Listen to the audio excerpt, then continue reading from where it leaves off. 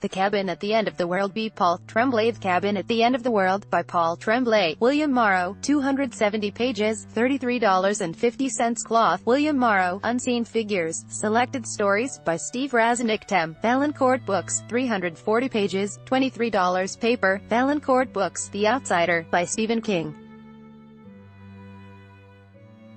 Simon & Schuster, 576 pages, $39.99 cloth. Simon & Schuster, William Morrow, 270 pages, $33.50. I know it's early in the year, but I'm giving the Just Invented 2018 Most Kick-Ass Premise Award to Paul Tremblay's latest novel, The Cabin at the End of the World.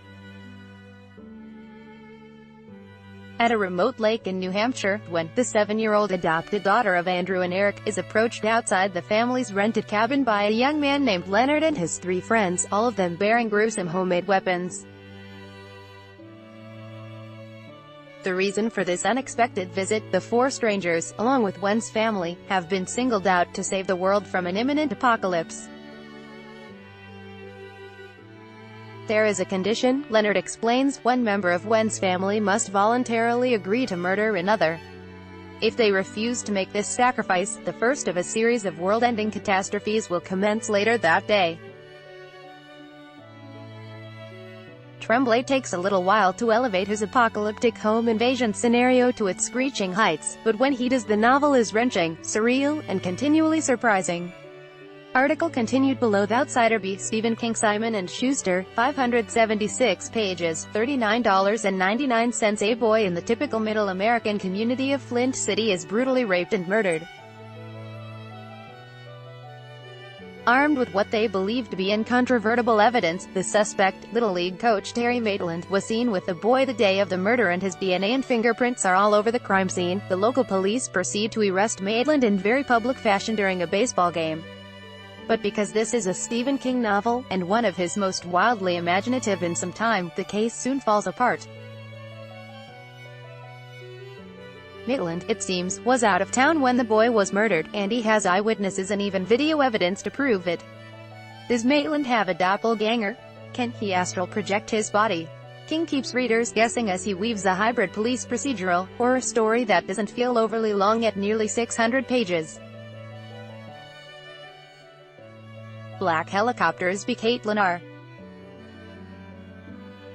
Kiernan, 200 pages, $19.50. Caitlin Kiernan's Black Helicopters explores the same fictional universe as her 2017 novella Agents of Dreamland, which, among other dizzying slates of hand, riffed on the cosmic horrors of H.P. Lovecraft's best tales, especially The Whisperer in Darkness. A reading of that work is not necessary before reading Black Helicopters, but the novella provides a good entry point for the vast cosmic conspiracy fully evoked in this book. The new novel's short, opaque chapters, which are more like puzzle pieces than units of a linear narrative, are set between 1966 and 2152 and draw on a deep well of cosmic horror, noir and spy tropes. Kiernan wields her shifting landscapes, time periods and character viewpoints with seeming ease, while seeding the text with references to the invasion of Lovecraftian entities that is the novel's core.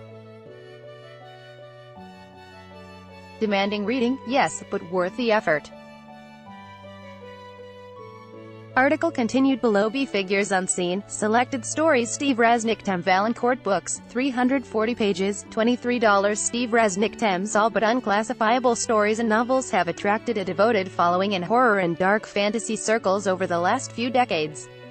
In this welcome edition of more than 30 of Thames' best stories, those readers just arriving at the party can explore the depth of feeling and elusive but powerful employment of mood and symbol in this underappreciated author's work. Plot synopses don't do justice to the stories. There are ghosts, real and imagined, phantoms and specters, surreal images and haunted landscapes.